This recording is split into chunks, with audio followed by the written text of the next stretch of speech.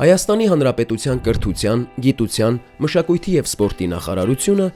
և երեխաների հատուկ ստեղծագործական կենտրոն ՊՕԱԿ-ը ներկայացնում են։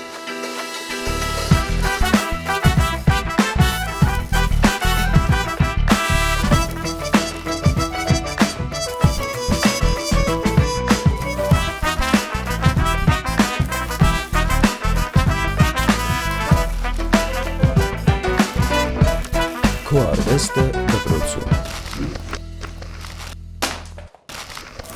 Այսօրվա մեր ուղղությունը Գեղարքունիքի մարզն է, Սևան քաղաքը։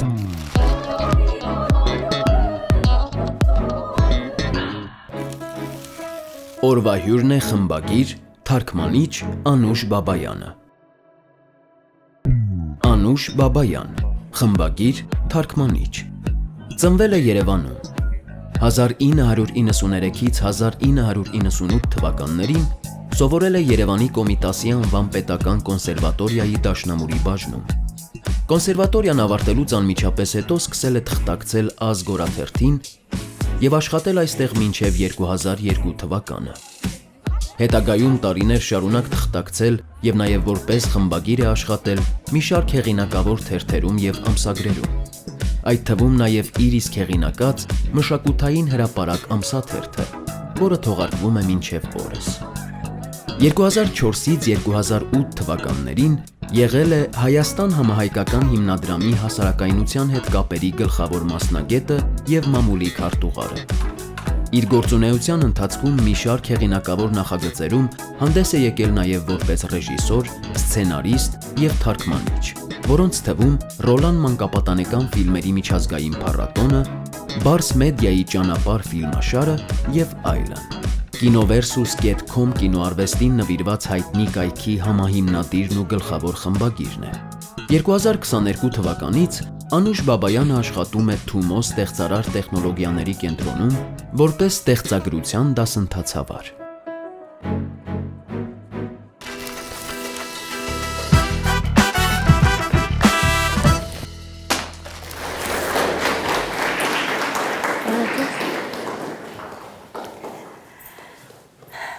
Բարև ձեզ, շատ ուրախ եմ, որ ծանոթ դեմքեր եմ տեսնում, քանի որ աշխատելով Թումոյում շատ եմ առիթ ունենում երեխեք ջան շփվելու ու մանավանդ մարզերում ու մանավանդ Տավուշի մարզում, Դիլիջանում հաճախակի եմ լինում եւ նաեւ Գեղարքունիքից բոլորը, ովքեր որ գալիս են, առիթ ունեցել են դասընթացներին մասնակցելու։ Ես երբեք չեմ թաքցրել, միշտ ասել եմ, որ ամենաշատը ես սիրում եմ ձեր տարիքային խումբը, դա ունի իր հիմնավոր պատճառը։ Սա այն տարիքային խումբն է, որը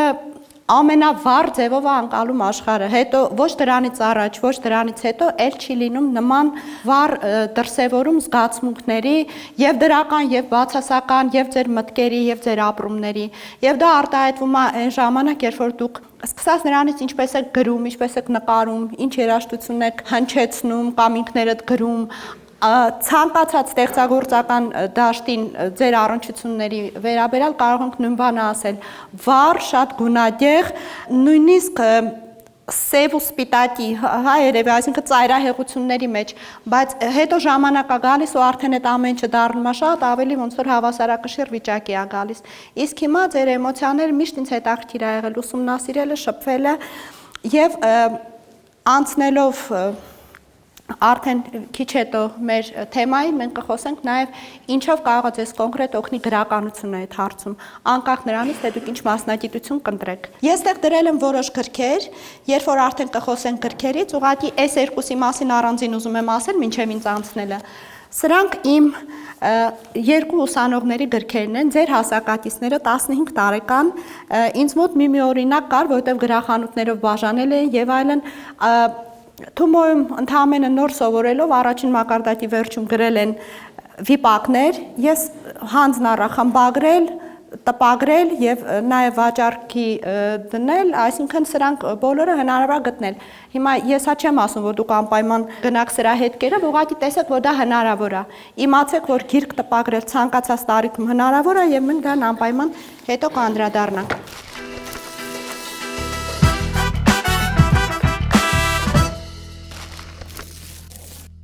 Ես ունեցել եմ շատ հետաքրքիր կենսագրություն, մի քիչ կինոյի նման երևի, ու կինոն ընդհանրապես ինձնից եղել է անբաժան։ Բայց ամենաանբաժանը ինձնից եղել է երևի լրատվական մեդիա դաշտը, այսպես ասենք, ծնվել եմ խմբագիրների ընտանիքում, իմ հայրիկը գրող, խմբագիր, հրապարակախոս, լրագրող, բազմաթիվ գրքերի հեղինակ, հայկական առաջին ֆուտբոլային հանրագիտարանը, որ գրվել է դրա հեղինակը եւ այլն, այսինքն ես մեծացել եմ մի միջավայրում, որտեղ իշխում էր խոսքը, միտքը ու նաև մյուս կողմը երաժիշտներ էին, այսինքն դասախոսներ էին մայրիկիս ծնողները, իմ տատիկը, պապիկը, իսկ այս կողմում երաժիշտներ էին, չհաշված հայրիկիս, ու դուք պատկերացրեք մի միջավայր, որտեղ ասենք ես երջանկություն եմ ունեցել ծանոթ լինելու եւ մեր տանը տեսնելու պապիկիս ընկերներից Արնո Բաբաջանյանին, Ալեքսանդր Հարությունյանին, Էդվարդ Միրզոյանին, ասում են, ես չեմ հիշում, բայց Խաչատրյանն էլ, Արամ Խաչատրյանն էլ հյուրընկալվել է, ու այդ իրոք ուրախությունն է, որ դու մեծանում ես մի միջավայրում, որտեղ ձևավորվում ես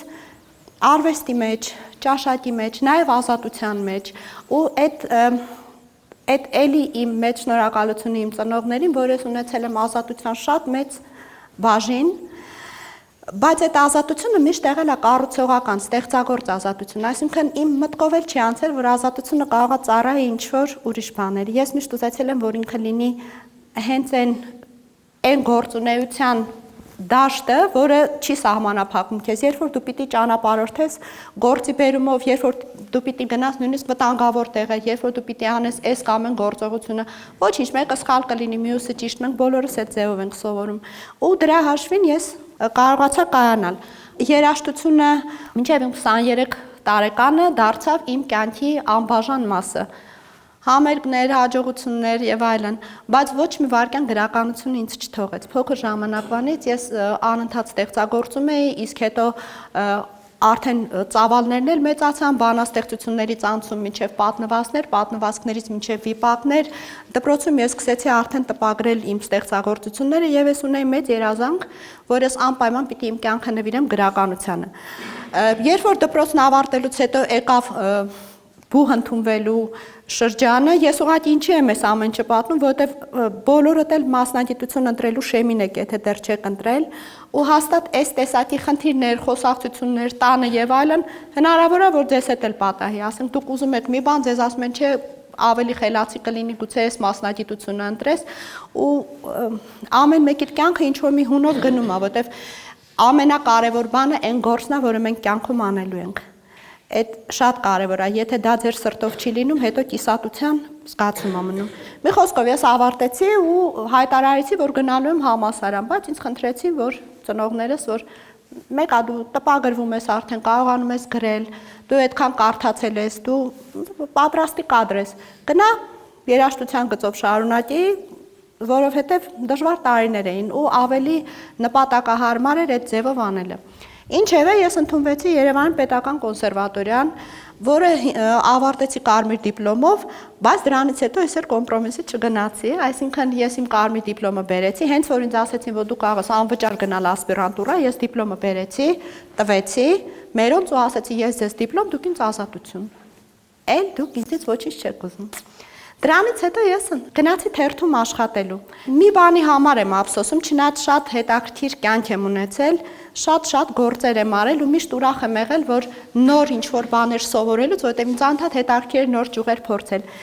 Ես ուրախանում եի, որ էս էլ ստացվեց, բայց մի երազանք կար, կիսատ մնաց, դա ամեն դեպքում իմ սեփական գրքերը հրատարակելու հնարավորություններ։ Ես ամեն դեպքում գնացի այդ ժամանակ լրագրության ճանապարհով, հետո կարճ ժամանակ հետո անցա խմբագրական աշխատանքի։ Այդ մի երազանքը համարում եմ, որ կիսատ եմ թողել, բայց ես մտածում եմ, որ մինչև կյանքիս վերջ հաստատ ես կվերադառնամ դրան ու ամեն դեպքում գոնե 2-3 գիրք իմ հեղինակած, մանավանդ որ շատ ստեղծագործություններ ունեմ, որոնք մնացել են եւ այլն, ես դրանք կհրատարակեմ անպայման։ Շարունակությունը աշխատել եմ Հայաստան հիմնադրամում, ղեկավարել եմ լրատվական բաժինը, Ամբողջ Հայաստանի տարածքով հետևել եմ ծրագրերին, ինձ ուրախացնում էր բարեգործության համար աշխատելը, մարդկանց համար ինչ-որ մի բան անելը, ամբողջությամբ պտտվել եմ Արցախով հետևել եմ ծրագրերին, համագործակցել եմ նաև ուրիշ հիմնադրամների հետ, դրանից հետո տևական ժամանակ աշխատել եմ կոնկրետ ամսագրերում, ստեղ մեկը բերել էի, L-Style ամսագիրը, սրա խմբագիրն եմ եղել երկար ժամանակ, դրանից հետո մենք մշակութային ամսագիրը, նույնիսկ մանկական մուլտիշոկը, որը շատ տարածված էր այն ժամանակ, էտապ էր, այդ կյանքի ընթացքը գործունեության եւ եկավ մի պահ, երբ որ ես ուղղակի հասկացա, որ ես ուզում եմ զբաղվել իմ ստեղծած գործով եւ դա կոնկրետ որ վերաբերի արվեստին։ Ու ես դուրս եկա իմ բոլոր աշխատանքի տեղերից 8 տարի մոտավորապես ես փակել եմ ինձ տանը, այսինքն տնային ազատ գրաֆիկով էի աշխատում, որովհետեւ ես հիմնեցի իմ կայքը Կինովերսուսը, կինոգիտական կայք, որտեղ ես ամբողջությամբ ազատ էի, ոչ մեկի հաշվետու չէի եւ այդ կայքը այսօր էլ կա ու մեծ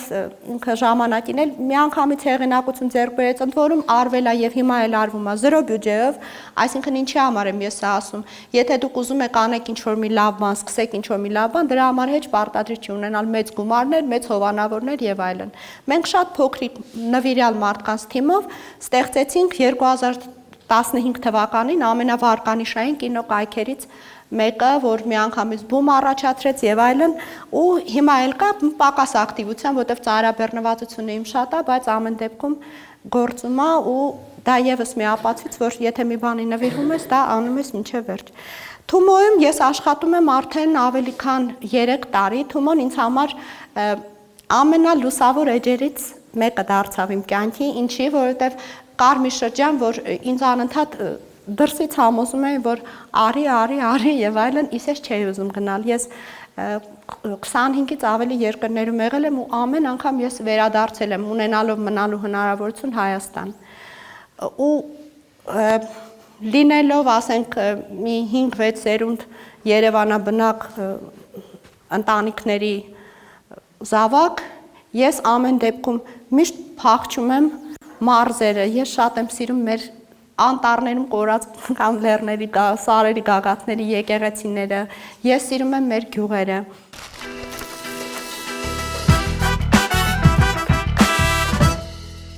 Ես ուզում եմ մենք խոսենք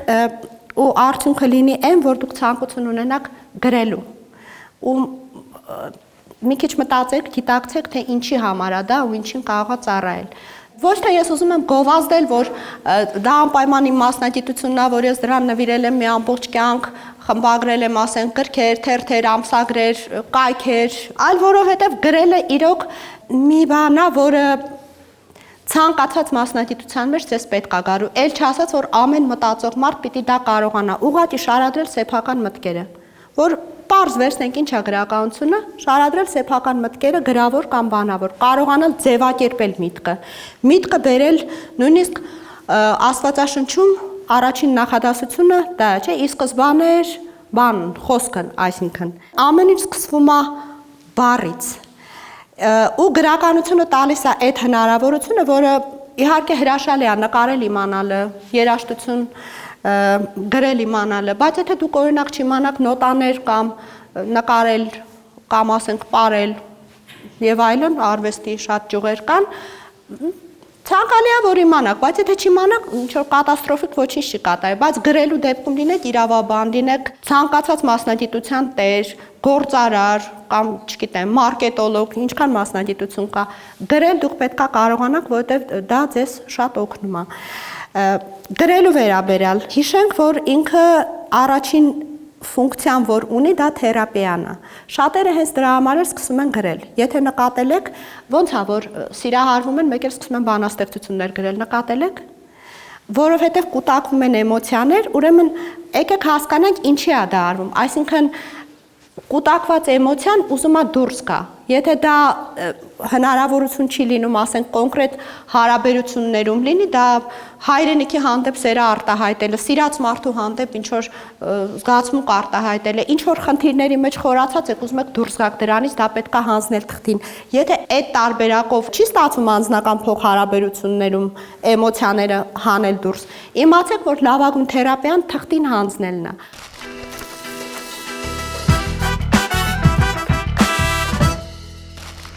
Եթե ուշադիր հետևենք, տեսեք, եւ ժանրերը, եւ հերոսները, եւ ընդհանրապես գրականության պատմության ամբողջ ընթացքում ժամանակաշրջանները թելադրել են նախապատվություն այս կամ այն բանին։ Օրինակի համար դուք գիտեք հրաշապատում ժանրը, ֆենթազին, ասենք ֆենթազին օրինակ Հարի Պոտերի, Մատանիների տիրակալի, հիմնականում գահերի խաղը եւ այլն դրա միջոցով գիտեք, ինչ էր փաստացի։ Ընդամենը 100 տարի առաջ առաջացած ամենաերիտասարդ գրական ժանրը, որը դրանից հետո sense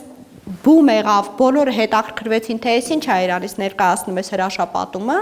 ու ընդհանրապես այդ ինչ հեքիաթի մոդեռնիզացված տարբերական Տեսեք, դրանից հետո այդ ժանրը 70-80 ու մի քիչ ավել նույնիսկ տարի ընդհանրապես լռության մեջ էր։ Ինչի համար։ Մենք ուղղակի սա ասենք, որ ցույց տանք, թե հասարակություններն ու ժամանակաշրջանները, պատմական իրադարձությունները ոնց են անդրադառնում արվեստի վրա ընդհանրապես, այդ թվում նաև իհարկե առաջին հերթին գրականության։ Լռություններ, որովհետև հենց որ նոր ժանրը հայտնվեց, եղավ առաջին համաշխարհային պատերազմը։ Մարդիկ բացարձակ ուրիշ խնդիրներով էին զբաղված, ողբերգությունների շարք էր։ Եվ առաջին պլան բարձրացավ դրամայի ժանրը։ Դրանից հետո մի քիչ ժամանակ անցավ, եղավ երկրորդ համաշխարհային պատերազմը, նորից մոռացված էր, որովհետև դրամայի ժանրն էր, սարսափ ժանրն էր, որը շատերը սիրում են, ասենք, ձեր տարեկիցների մեջ։ Խոսենք նաև ոնց է ծնվում ընդհանրապես հերոսը։ Ուրեմն հերոսները ծնվում են սկզբում մեր գլխում, բայց մենք հետո իրենց դարձնում ենք լրիվ իրական կերպարներ։ Ու պետք է նկատի ունենալ հերոս ստեղծելուց, որ ինքը ձեր ստեղծածն է, բայց ինքը նաև արդեն անհատականություն է ինքնուրույն եւ պիտի գնա սեփական ճանապարհով, այսինքն դուք չեք կարող իրան անընդհատ կառավարել։ Ոնց որ երեխաները, որոնց մենք ունենում ենք, չէ՞, մենք ունեցանք երեխային, դա իմ երեխան է, բայց ինքը սկսում է ապրել, ինքը արդեն առանձին անհատ է, այսինքն ես կարող եմ օգնել, ես կարող եմ հերվից նայել, ես կարող եմ իրոք ամեն ձևով օժանդակել, բայց ես չեմ կարող կառավարել, ես չեմ կարող իր փոխարեն որոշումներ ընդունել։ Դա առանձին լրիվ անհատ է, ով ունի սեփական ճանապարհը եւ գնում է այդ ճանապարհով։ Նույնը վերաբերում է նաեւ գրական հերոսներին, այսինքն գրական հերոսները ծնվում են մեր գլխում, մենք իրենց բաց ենք թողնում դեպի ստեղծագործություն կամ նվիրում ենք ընթերցողին, կինոյի դեպքում հանդիսատեսին, եւ այդ հերոսները սկսում են ապրել սեփական կյանքով, այսինքն անում են քայլեր, որոնք դուք չեք անի, գուցեև, կամ որոնց դուք համաձայն չեք, բայց այդ հերոսները գնում են այդ ճանապարհով, անում են այդ քայլերը, որովհետեւ դա իրանց խառնվածքից է բխում։ Կարողանալ նկատել շուրջը հետաքրքիր պերսոնաժներ, կարողանալ ստեղծել սյուժեներ, սա մի բան է, որը մենակ այն չի, որ դուք նվիրվում եք ինչ-որ մի բանի, ասենք կամ սովորում եք ինչ-որ մի բան ու սկսում եք դա անել։ Սա շատ ավելին է ինչ իմաստով։ Դուք սովորում եք լինել քաղաքացի, դուք սովորում եք լինել անհատ, դուք սովորում եք մտածել, դուք սովորում եք նկատել, ամենակարևորը, կերպարներ, հետաքրքիր մարդիկ, մեր շուրջը, սյուժեներ, պատմություններ, այսինքն դուք չեք մնում ձեզ վրա կենտրոնացած նեղ մտքերով, ասենք, ձեր սեփական անձից դուրս ոչինչ չտեսնող եւ այլն, դուք սովորում եք լինել լայն, գրականությունը իրոք տալիս է հենց այդ հնարավորությունը։ Սյուժեները կարող են ծնվել իրականությունից, ձեր անձնական կյանքից, ձեր կողքինների կյանքից, ինչ-որ բան, որ տեսել եք վիդեոյով, ինչ-որ բան, որ տեսել եք մամուլում, ու այդ պատմությունները դառնում են արդեն իրանք ոնց որ ստեղծագործություն, եթե դուք որոշում եք դրանք դարձնեք ստեղծագործություն։ Եթե չէ, դուք ուղղակի կարող եք հորինել այդ պատմությունները, գեղարվեստական գրականությունը լրիվ այդ հնարավորությունը տալիս է մեզ, ի տարբերություն, ասենք, լրագրության, որտեղ հորինվածք չկա, այնտեղ ամեն ինչը պիտի փաստարկված լինի, հիմնավորված լինի եւ այլն։ Կոնկրետ գրականության դեպքում դուք կարող եք նաև ճշմարտությունը գեղեցկացնել, բայց նպատակը միշտ մնում է։ Տեսեք, եկեք զուգահեռել անցկացնենք, որովհետև լրագրությունն ու լրատվությունն էլ չէ, մեր կյանքից ոնց որ մեդիան հիմա դարձել է անբաժան։ Մենք շատ սոցիալական ենք, մենք անընդհատ սոցիումի մեջ ենք եւ դրա մի մասն ենք կազմում։ Գրականության դեպքում դուք կարող եք ճշմարտությունը ուրեմն գեղեցկացնել, լրագրության դեպքում դուք պետքա 4 փաստերին հետևեք, բայց արդյունքը, որ մենք ունենում ենք, նույնն է՝ հետևել կայուն արժեքներին, այսինքն լինել ազնիվ, ճշմարտությունից չշեղվել, ցույց տալ, ուսուցանել, քարոզել ինչ-որ մի բան, որը հիմնված է հենց արժեքային համակարգի վրա։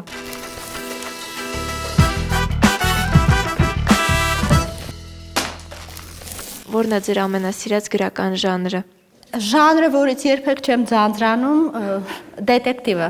բայց ամենահոգեհարազատը իհարկե դրաման ու մանավանդ հոգեբանական դրաման։ Ինչքան ավելի շատ հոգեբանություն, այդքան ես ինձ ավելի կոմֆորտով եմ զգում ընթերցանության մեջ կամ ֆիլմ դիտելիս, որովհետև շատ սիրում եմ։ Ու ընդհանրապես գրականությունը համարում եմ հոգեբանությունից անբաժան մի բան։ Եթե դու չհասկանաս, չխորանաս, հոգեբան չլինես քո հերոսների, իրադարձությունների, ընդհանրապես այդ ամեն ինչի մեջ, դու ուղղակի կմնաս մատերեսային շերտում։ Քիչ առաջ նշեցիք, որ գրողի մասնագիտությունը ու հոգեբանությունը միասին է ընթանում, ես ուղղակի ձեր կարծիքը կուզենայի լսել։ Ինչ խորհուրդ կտաք դեռահասներին, ովքեր դեռ չեն կողմնորոշվել մասնագիտության հարցում։ Ովքեր դեռ չեն կողմնորոշվել, շատ պարզ մի կանոն։ Բոլոր հնարավոր տարբերակներով բացահայտեք ձեր հնարավորությունները եւ ձեր ընդունակությունները։ Այսինքն մի մտածեք, որ եթե դուք գնացիք, ենթադրենք, ինչ որ սպորտով զբաղվեցիք, ինչ որ խմբակ գնացիք, ուրեմն չարժի թատերա, թող դրանք լինեն բացարձակ իրար հետ կապ չունեցող բաներ։ Դուք չեք իմանում ինչից ինչ դուրս կգա։ Դրա համար բոլոր հնարավորությունները, որոնք կունենաք, այդ հնարավորություններն օգտագործեք ձեր ընդունակությունները բացահայտելու համար, ու որը որ ամենավառը կլինի, այդ էլ անկախ նրանից շահավետ կթվա այդ մասնագիտությունը, հարմարավետ կթվա, թե ոչ, հենց այդ մասնագիտության գծով էլ գնացեք։ Դուք ասացիք, որ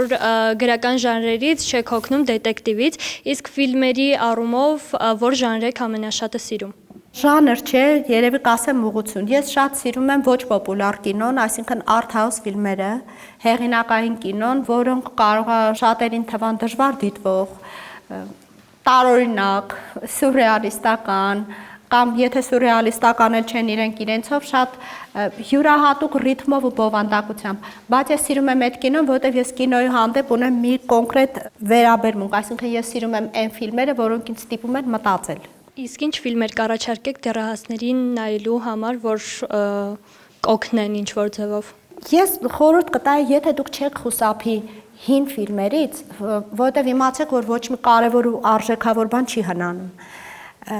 Մի խուսափեք նայել, ասենք, թեկուզ նույն համր ֆիլմերը։ Մի անգամ էլ հետ դարձեք նույն Չարլի Չապլինի ֆիլմերը համր նայեք, բայց ավելի հետո, տեսեք, 50-60-ական թվականների իտալական նեոռեալիստական ֆիլմերը նայեք։ Ես ձեզ հավատացնում, դրանք տարիք, սերունդ, ժամանակաշրջան չեն ճանաչում։ Այնքան իրական ձևով կյանքը կտեսնեք այնտեղ պատկերված, եւ իդեպ սիրում էին իտալացիները, մեծ մասը դերասաններ էլ չէին։ Ուղղակի քաղաքացիներ էին, գտնում էին, հարմար կերպարներ էին տեսնում, բերում էին պարտադիր դա լիներ, կինոաստղ կամ աներ, չգիտեմ, ինչ կարիերա եւ այլն ու գար ինչ որ աստղի դիրքով հանդես գայր։ Կային ուղղակի մարդիկ, որոնց ներգրավում էին նկարահանումների մեջ, ու եթե դուք նայեք 50-60-ականների ընդհանրապես իտալական, նաեւ ֆրանսիական, դասական կինոն նայեք ու դուք կտեսնեք, թե ինչքան ճիշտ արժեքներ կան այնտեղ, ինչքան անկեղծություն կա։ Ձեր գրական գործունեության ընթացքում արդյոք ձեր շրջապատող մարդկանցից անձից ձևավորել եք ձեր գրական ստեղծագործության հերոս, եթե չէ, կցանկանայիք եւ ինչու։ Անպայման։ Ու ես շատ այդ տեսակ անձինք իմ շրջապատում ունեցել եմ ու Իմ ընտանիքում էլ շրջապատված եմ եղել շատ իրոք մարդկանցով, որոնցից ամեն մեկը կարող է դառնալ, ասենք, հրաշալի գրական հերոս։ Իմ հայրիկը օրինակ բազմաթիվ գրքեր ուներ գրած, բայց ինքը իր երազանքի ստեղծագործություններ, երբ ինքը գրելու էր ուղղակի իր սրտի համար վեբ, վիպակ, պատմվածքներ, ոչ թե ասենք այն գրքերը, որոնք էլի գրել էր մեծ սիրով ու դրանք շատ լավ գրքեր էին, բայց դրանք կոնկրետ մասնագիտական ուղղվածության գրքեր էին։ Ինքը արդեն տեսողությունը կորցնելուց հետո շոշափելով գրեց, եւ ես ուրախ եմ, ես բերել եմ ինձ հետ իր երկու գրքերը խմբագրել եմ ու մենք տպագրել ենք։ Ու դժվար է հավատալ, որ սա գրել է համարյա չտեսնող տեսողությունը կորցրած մարդ։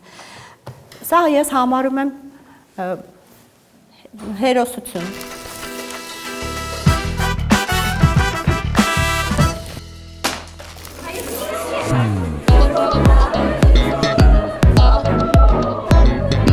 Այսօր մենք մասնակցեցինք Քո արվեստը դպրոցում ծրագրին։ Շատ իմացանք գրականության մասին։ Յուրաքանչյուրիս մեջ արտնացավ մեր զգացմունքները թղթին հանձնելու այդ զգացողությունը։ Այսօրվա հյուրի մասին իմացանք շատ բան, կատարվեց փորձերի փոխանակում։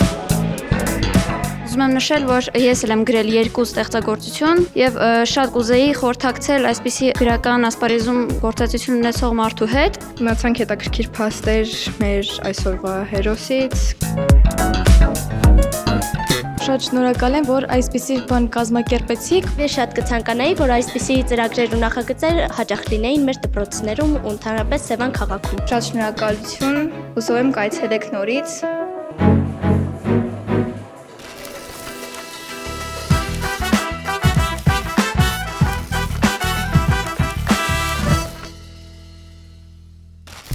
Գույներ, թե սև ու սպիտակ։ Գույներ, Լուսաբաց, թե մայրամուտ։ լուսաբաց, Սուրճ, թե թեյ։ սուրճ, Ինքնաբուխություն, թե պլանավորում։ ինքնաբուխություն, Աշխատելիս լռություն, թե երաժշտություն։ լռություն, անպայման։ Որն է ձեզ ոգեշնչած ամենատարօրինակ բանը։ Երևի երազները։ Որն է ձեզ վրա ամենամեծ ազդեցությունն ունեցած գիրքը։ Ալբեր Կամյուի անկումը, բայց ցանկը կուզենայի շարունակել Դոստոևսկու բոլոր ստեղծագործությունները, հատկապես իր ամենաաչքի ընկնող վեպերը, բայց այս պահին սահմանափակ ենք, կան թող մնա։ Ինչն է, որ միշտ կա ձեր արվեստանոցում կամ աշխատասեղանին։ Իմ աշխատասեղանին համակարգչից բացի մշտապես դրված է սուրճը եւ 200 տարվա հնության ֆրանսերեն լեզվով կտակարան։ Թալիսմանի պես։ Հայտնիներից ում հետ կցանկանայիք հանդիպել։ Իոսիֆ Բրոդսկի։ Արվեստն ավելի շատ զգացողություն է, թե միտք։ Նայած արվեստի որ ճյուղը վերցնենք, բայց ինձ համար ավելի շատ միտք։ Ժամանակակից, թե դասական արվեստ։ Դասական։ Արվեստը ցավից է ծնվում, թե սիրուց։ Ինձ համար ցավից։ Որն է արվեստագետի գերբնական ուժը։ Ինտուիցիան, հոգևոր խորքերը, որոնք հաջորդաբար բացահայտում է ստեղծագործելու ընթացքում։ Նշեք մեկ բառ, որը լավագույն կերպով բնութագրում է ձեր արվեստը։ Մեկ բառով նվիրում։ Որն է ձեր կյանքի կարգախոսը։ Եղիր իրատես, պահանջիր անհնարինը։ Ինչ կանեիք, եթե արվեստով չզբաղվեիք։ Ողջ կյանքս կնվիրեի բարեգործությանը։ Ինչն է ավելի կարևոր։ Ձևը, թե բովանդակությունը։ Բովանդակությունը։ Ինչն է ավելի դժվար։ Խոսել, թե լռել։ Խոսել։ Որ զգացմունքն է առավել մոտ ձեր ստեղծագործությանը։ Միայնության զգացումը։ Եթե կարողանայիք միայն մեկ ուղերձ փոխանցել աշխարհին, որը կլիներ այն։ Հիշել, որ մեզնից յուրաքանչյուրը արարչագործության ծնունդ է, արդյունք է։ Մենք մոռացել ենք դա ուղղակի։